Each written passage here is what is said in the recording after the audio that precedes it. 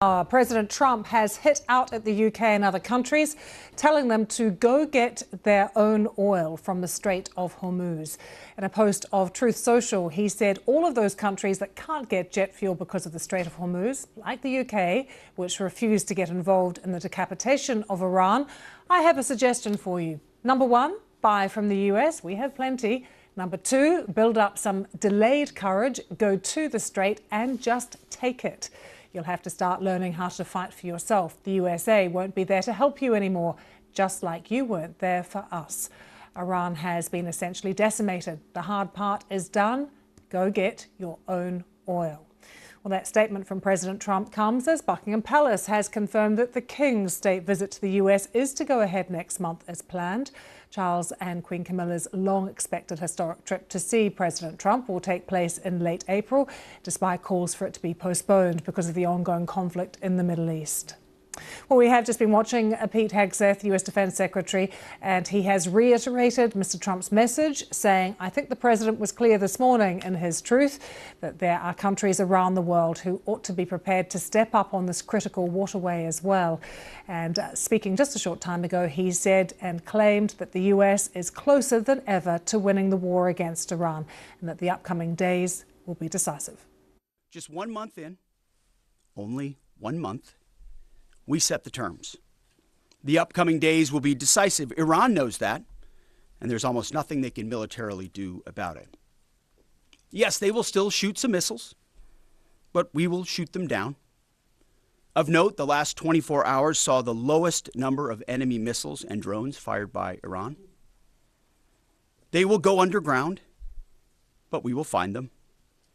We recently destroyed another one of their command bunkers. Leaders forced to flee, no water, no power, no oxygen, no command and control. Their faith in their caves diminishing. The latest intel is clear out of CENTCOM. Our strikes are damaging the morale of the Iranian military, leading to widespread desertions, key personnel shortages, and causing frustrations amongst senior leaders. Just last night, we had 200 dynamic strikes alone. Dynamic strike is a strike where a pilot leaves and during their flight they get a new target set based on real-time intel given to them.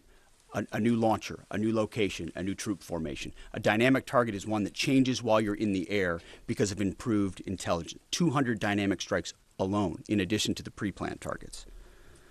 The video the president posted last night of Esfahan, an ammo depot struck by U.S. bombers. You see, you don't get to see many of those videos because, as a reminder, Iran has still shut off the internet to 99.9% of its population.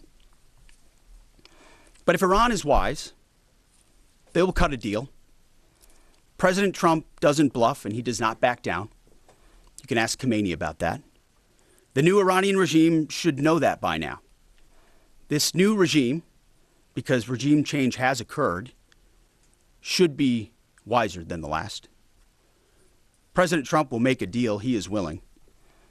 And the terms of the deal are known to them. If Iran is not willing, then the United States War Department will continue with even more intensity. Pete Hegseth there speaking a short time ago at the Pentagon. Let's take you live to Washington. We can join our correspondent there, Ione Wells. So much to unpick, Ione, as President Trump once again criticising European allies for not getting involved in the conflict and telling them to go to the Strait of Hormuz and just take the energy and the oil that they need. What did we hear from Pete Hegseth on Operation Epic Fury about what is happening in the Strait of Hormuz at the moment? Well, certainly, I think he repeated some of the same criticisms that we heard from Donald Trump, essentially, in particular, taking aim at the Royal Navy. I think a reference there to the United Kingdom's Navy, accusing them of not essentially getting involved to help out. Now, clearly, the US is looking for a solution because this is choking the global oil industry. We've seen just today in the US, average gas prices hit $4. So this is starting to be felt around the country. globally, but around the world too, in terms of the financial markets sliding as well, all of which are putting pressure on the US administration to try and find a kind of solution. Now, at the moment, Iran is controlling traffic in and out of the Strait of Hormuz and is charging any vessels millions of dollars if they want to get in or out. Now, that is something which the US wants to negotiate away, essentially. What's interesting, though, is we just heard there from Hegseth talking about Iran knowing the terms of the deal that the US wants to strike. Now, the US, as far as we know, had previously set out various things it was willing to negotiate on. This included, for example, essentially the end of Iran's any ambitions of a nuclear program, a severe reduction in its missile capacity, as well. Iran, though, has previously said that it wants, for example, negotiations around having sovereignty over the Strait of Hormuz in the way that it has at the moment, or wants to negotiate around compensation for the damage that has been done during this war. So it does seem that we are hearing these increasingly contradictory statements about what potential terms of negotiations may be, but also whether talks are actually even happening at the moment. Pete Hegseth doubled down on the US's claim that talks are ongoing, that there's constructive progress underway. But all that we've heard out of Iran so far suggests that there aren't even any formal negotiations that have started so far. What about the timing of the conflict, Ione? Because Pete Hegseth said different things about what victory could look like. And he said as long as this ends on the terms that the US has laid out. How did he deal with some of those questions about how long the conflict could go on for? Yeah, I mean, they have repeatedly talked about a possible timeline of 4 to 6 weeks or so, but also set out these objectives that they want to meet in order to consider, from the US's perspective, this war over, which have been, as I say, a kind of complete prevention of Iran ever having a nuclear weapon in future, of essentially getting rid of its naval capacity, of severely reducing its ability to fire missiles, ballistic missiles as well.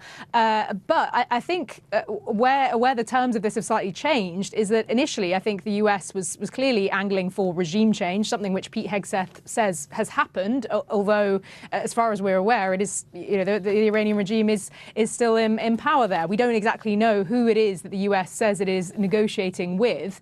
And I think one thing that isn't very clear at the moment, as I say, is that on the one hand you have the US saying that it is carrying out these talks, that if Iran makes a deal, that will be the way for this to end. But as far as we know, Iran says that those talks aren't ongoing. And I think Iran will want to be clear that it is not prepared to necessarily just come to the negotiating table only on the US's terms, not least because I think Iran is also skeptical of the fact that in the past, when there have been negotiations ongoing over reaching some kind of nuclear deal, notably last June, for example, Iran then did come under attack by the US and Israel. So I think there is sort of skepticism from the Iranian side about whether talks will be a front for further military attacks, for example. At the moment, we are hearing this sort of two-pronged approach from both Pete Hegseth and Donald Trump, which is on the one hand, we want a deal. We want Iran to come to the negotiating table. They know what the terms are that we've set in front of them. On the other hand, though, this threat that if they don't, this conflict will escalate further. And we've heard a taste of what that might look like from Pete Hegseth, but also from Donald Trump, too, who has talked about potentially targeting electricity production plants, oil wells, even potentially seizing Haag Island, the main oil export hub in Iran, too. So these sort of threats of further escalation have been dangled as well by the US increasingly if there isn't some kind of deal reached.